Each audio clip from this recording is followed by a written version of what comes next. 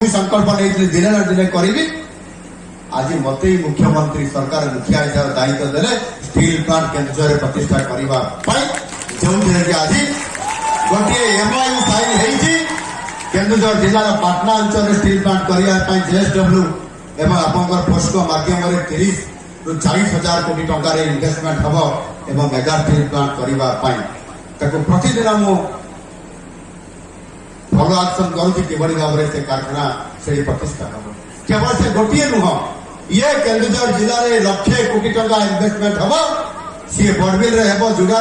चंपुआ सदर सुआकाटी अंचल आनंदपुर हरिचंदनपुर आउ पाटना हम ये प्रकार सबू जिले में शिल्प प्रतिष्ठा हम ताकू आधार करके आम जो एमओयू साइन कर जो उत्कर्ष ओडिशा गठन उत्कर्ष ओडिशा माध्यम जो मेक इन ओडिशा कनक्लेव 2025 कलु